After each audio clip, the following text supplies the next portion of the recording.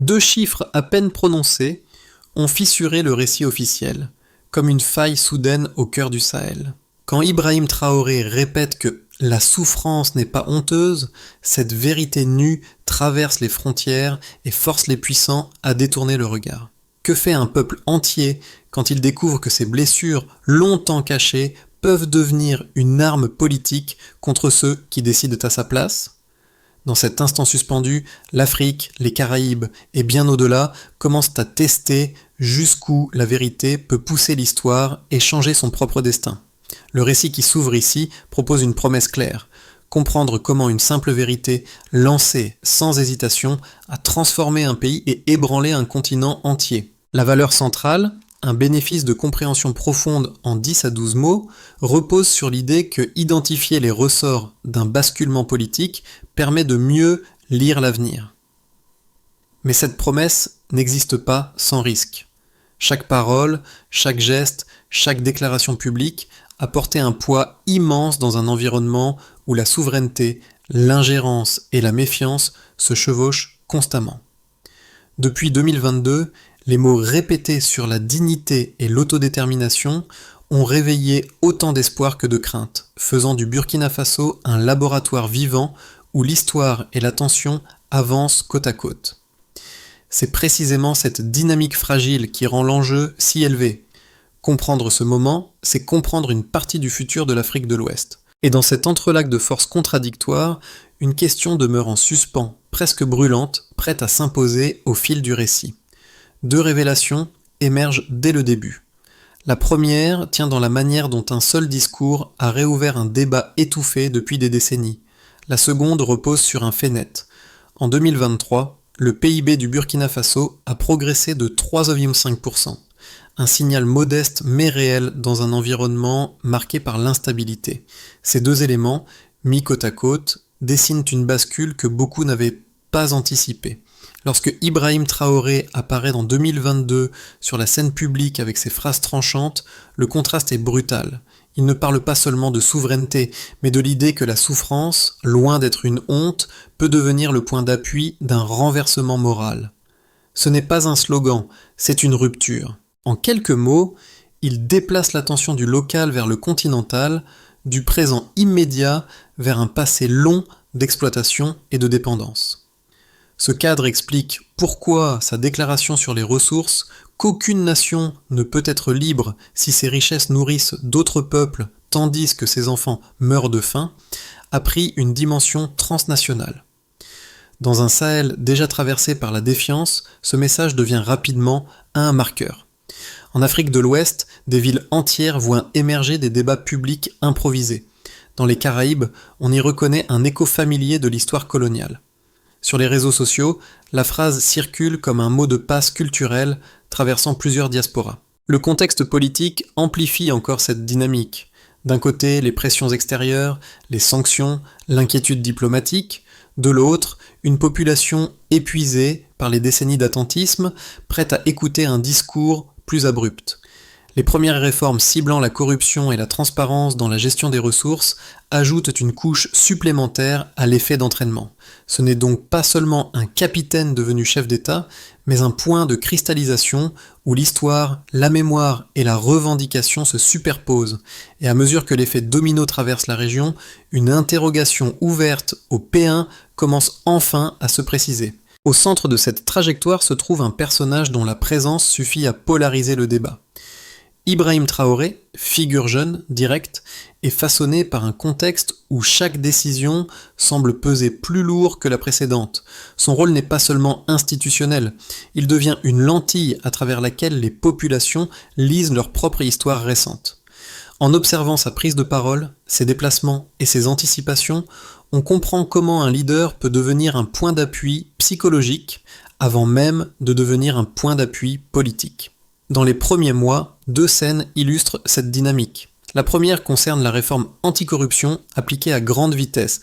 En quelques semaines, des contrôles internes et des révisions de contrats miniers sont annoncés publiquement. Le geste paraît administratif, mais ses répercussions sont sociales.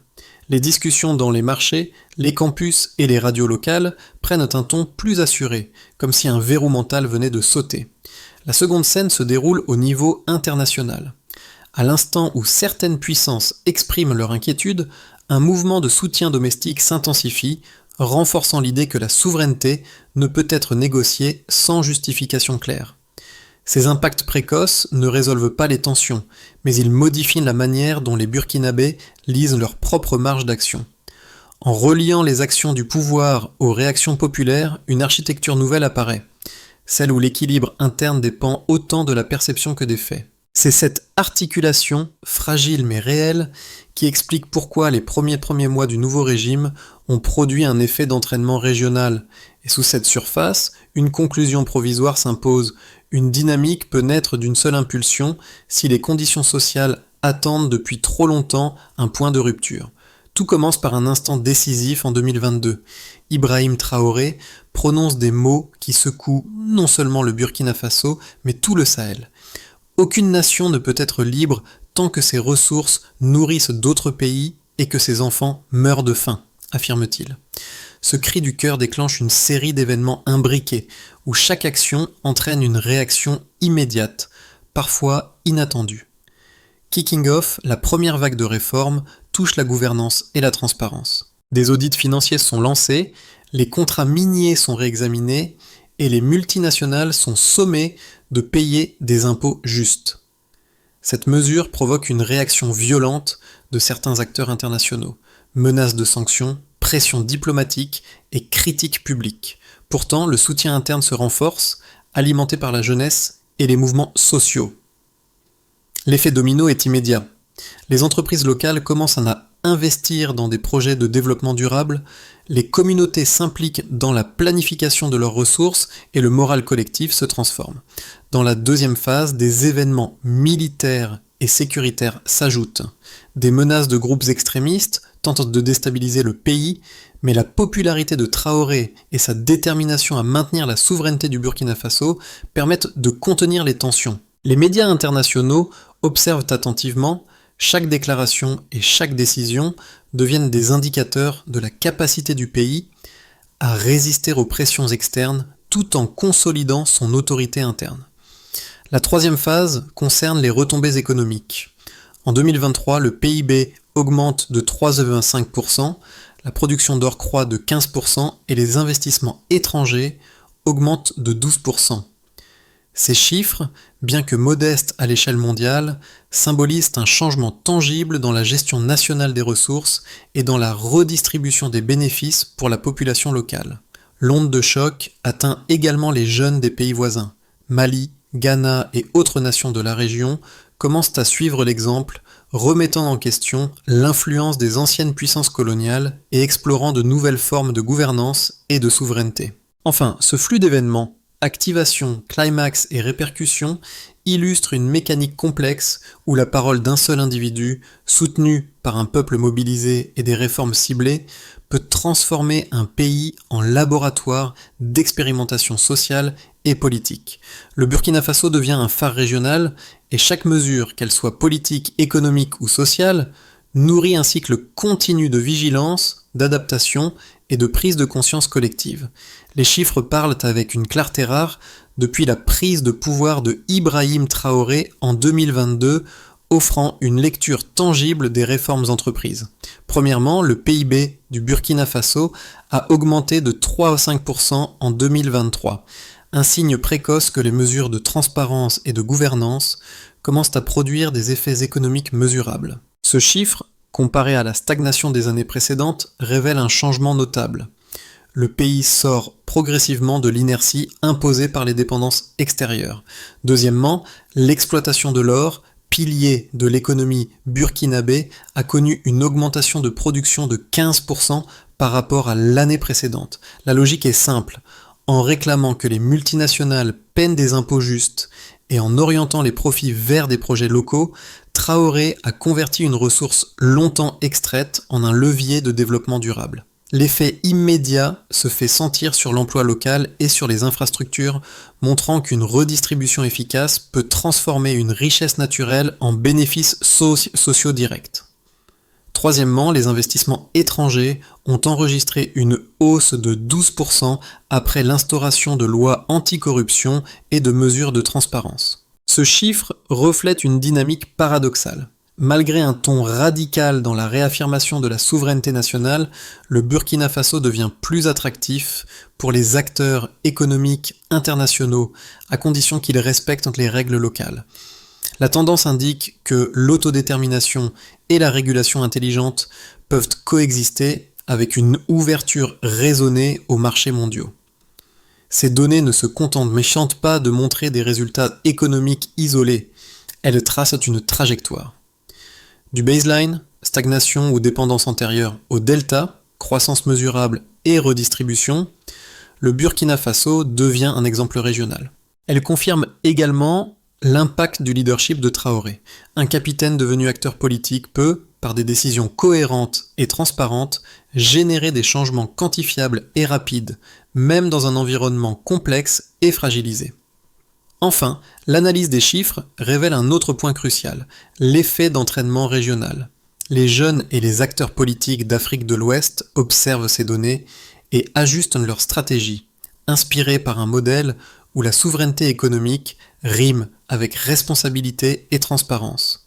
Chaque pourcentage, chaque variation de production ou d'investissement devient ainsi un signal concret que l'action ciblée peut transformer une nation. Deux visions s'affrontent clairement à ce stade. D'un côté, certains analystes qualifient les réformes d'Ibrahim Traoré de populistes, estimant que sa manière de gouverner risque d'induire une instabilité à long terme. Selon eux, la nationalisation partielle des ressources et la régulation stricte des investissements étrangers pourraient effrayer les partenaires internationaux et limiter l'accès aux marchés mondiaux, mettant en péril la croissance future. De l'autre côté, d'aucuns soutiennent que sa politique est nécessaire pour corriger un déséquilibre historique. Depuis des décennies, les ressources africaines ont été exploitées avec peu de bénéfices locaux.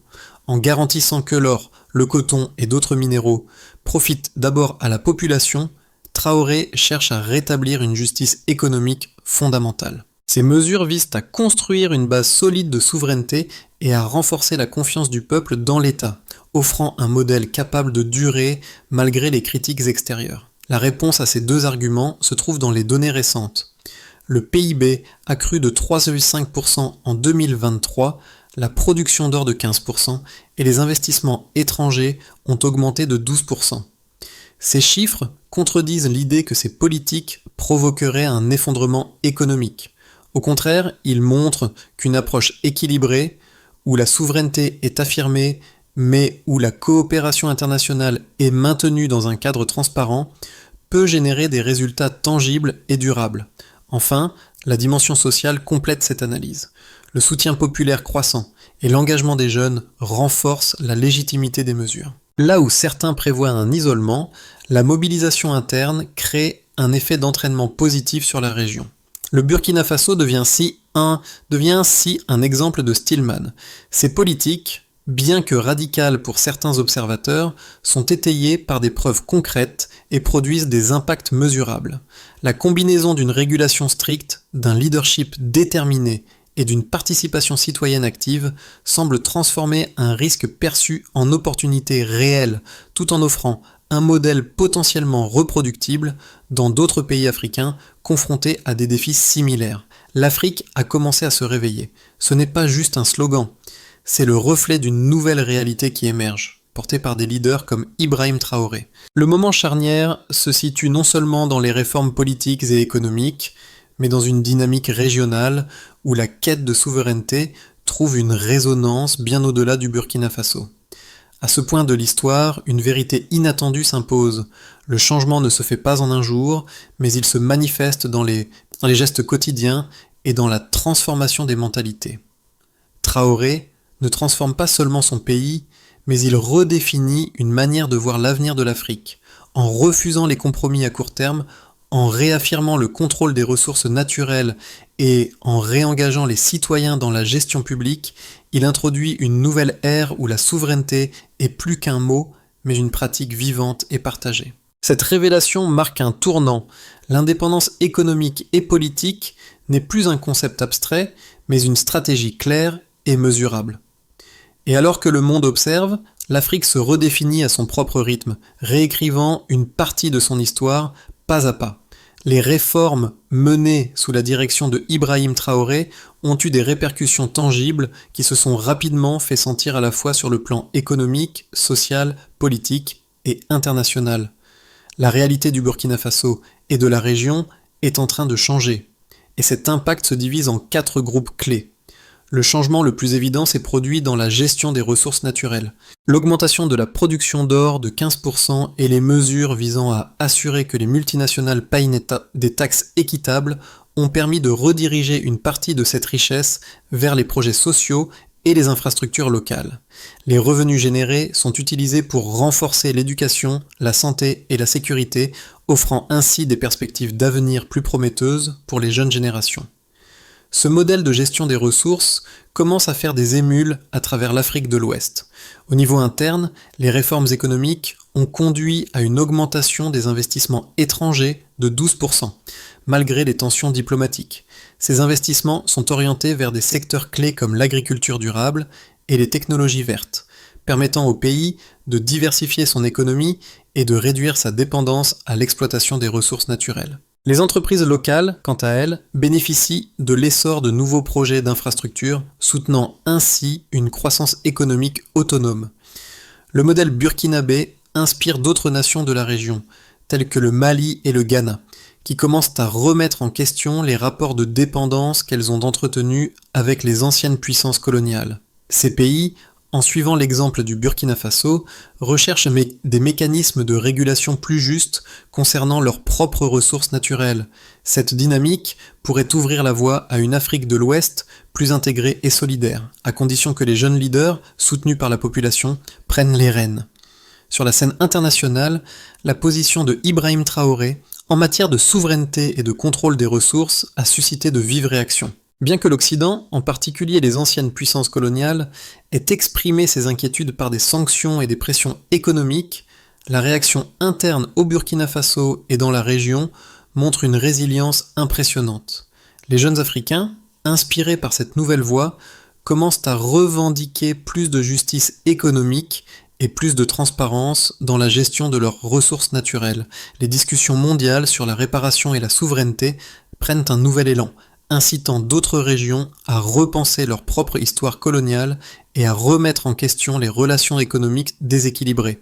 À l'horizon des 6 à 12 prochains mois, 3 scénarios distincts se dessinent pour le Burkina Faso sous le leadership de Ibrahim Traoré. Chacun de ces scénarios repose sur la capacité du pays à maintenir le cap sur ses réformes tout en répondant aux défis internes et externes. Ces évolutions seront cruciales pour déterminer si le pays pourra se transformer en un modèle régional ou s'il sombrera dans l'instabilité. Dans le scénario de base, le Burkina Faso continue de renforcer ses institutions et de maintenir son contrôle sur les ressources naturelles.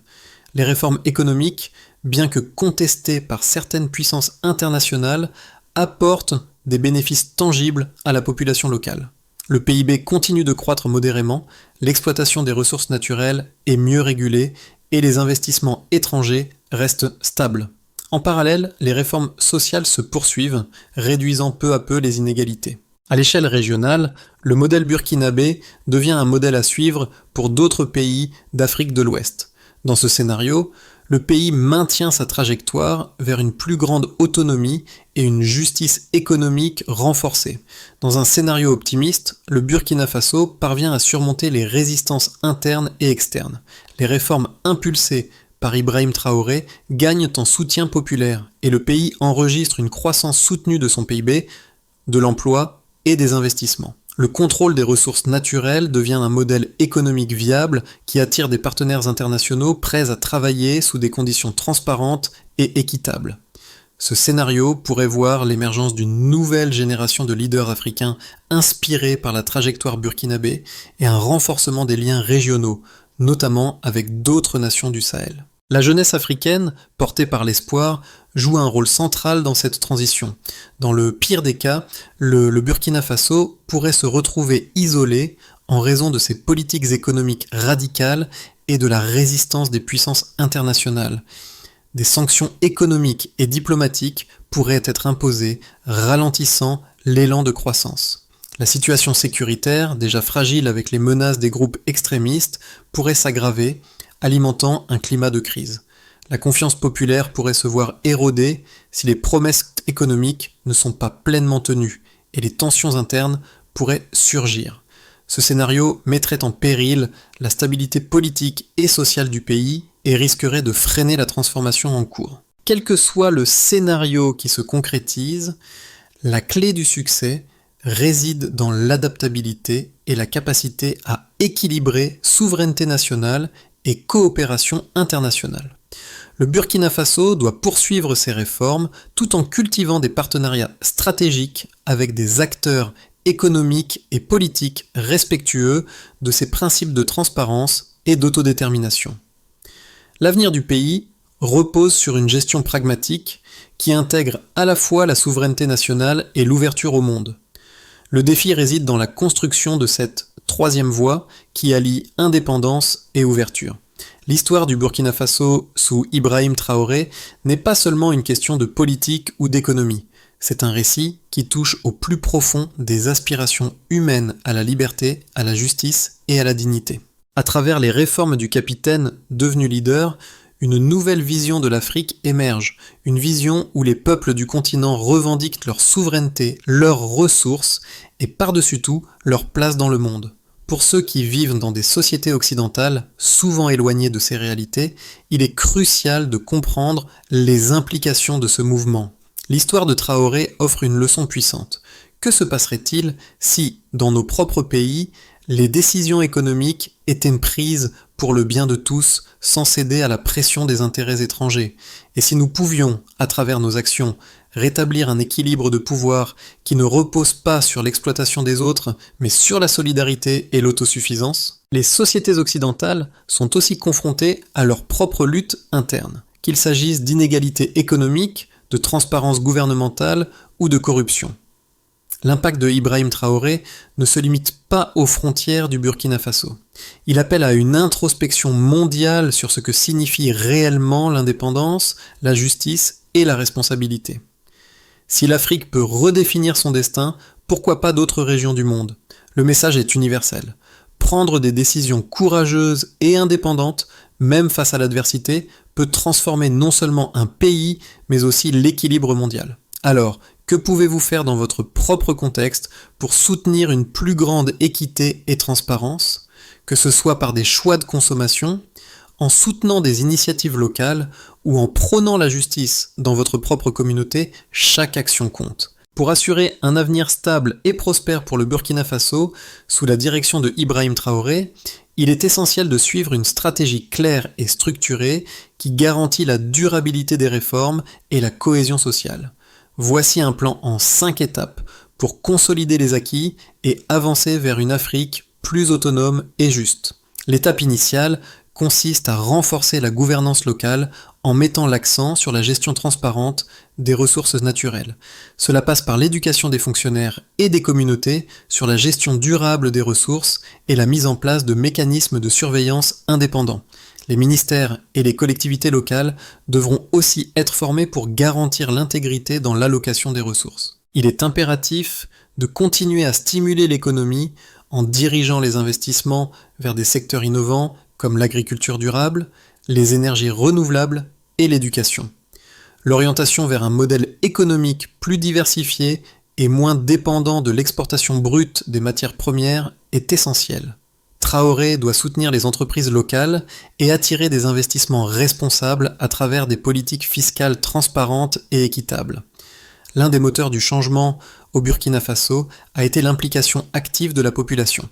Pour pérenniser cette dynamique, il est nécessaire de soutenir les initiatives de la société civile et d'encourager une plus grande participation des jeunes dans les affaires publiques. Des programmes de formation et de sensibilisation doivent être mis en place pour impliquer davantage les citoyens dans les processus décisionnels.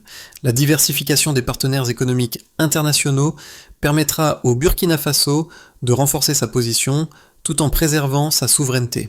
Il est crucial d'établir des accords équitables avec des pays respectueux de la souveraineté africaine et de la transparence économique. Cela garantira un meilleur accès aux marchés mondiaux tout en protégeant les intérêts nationaux. Enfin, le suivi des réformes est essentiel pour garantir leur efficacité. La mise en place de mécanismes d'évaluation annuels permettra de mesurer l'impact des réformes économiques, sociales et politiques. Des rapports transparents et accessibles doivent être partagés avec la population pour renforcer la confiance dans le gouvernement. Ces étapes doivent être suivies avec rigueur et détermination. Chaque action, chaque choix contribuera à un avenir où le Burkina Faso et potentiellement toute l'Afrique pourra se réapproprier son destin économique et politique. En repensant à l'histoire d'Ibrahim Traoré et de son combat pour redéfinir l'avenir du Burkina Faso, il devient clair que ce n'est pas simplement une question de politique ou d'économie. C'est une question de dignité, de justice et de réappropriation du destin par ceux qui ont été longtemps invisibles et marginalisés. Ce mouvement va bien au-delà du Burkina Faso. Il est l'incarnation de l'espoir pour toute l'Afrique et pour tous ceux qui croient que la vérité et la souveraineté peuvent redevenir des principes fondamentaux. L'exemple de Traoré nous rappelle que chaque pas, aussi petit soit-il, compte dans la construction d'un avenir plus juste et équitable. La vérité, si elle est dite avec audace, peut effectivement briser les chaînes du passé et ouvrir la voie à un futur libéré. Alors que les nations du monde entier regardent, le message de Traoré est clair. La souveraineté et la justice ne sont pas des rêves, elles sont des actions concrètes. À chaque mouvement de l'histoire, il y a des moments qui définissent le cours des événements pour les générations à venir. Celui-ci pourrait bien être celui où l'Afrique, et par extension le monde, se réapproprie enfin son destin. L'histoire de Ibrahim Traoré est plus qu'une simple chronique politique. Elle incarne l'espoir de millions de personnes à travers le monde, celles qui croient encore en la force du changement et en la possibilité de réécrire le destin. Il ne s'agit pas seulement du Burkina Faso, mais d'une vision plus grande. Un monde où la justice, l'autodétermination et la dignité sont au cœur des préoccupations globales. C'est un appel à ceux d'entre nous qui croient en la puissance de l'action collective. Ce que nous faisons aujourd'hui, les choix que nous faisons et les voix que nous portons peuvent influencer le monde de demain. Et ce n'est pas un appel lointain ou abstrait, c'est une invitation à agir ici et maintenant. Partagez cette histoire, parlez-en avec vos proches, engagez-vous dans les discussions qui façonnent l'avenir. Les jeunes, les activistes, les citoyens, tous ont un rôle à jouer dans la réécriture de notre monde. Alors, que pouvez-vous faire aujourd'hui pour faire avancer la justice, l'équité et la vérité dans votre propre communauté? Quel impact voulez-vous avoir dans ce mouvement mondial ?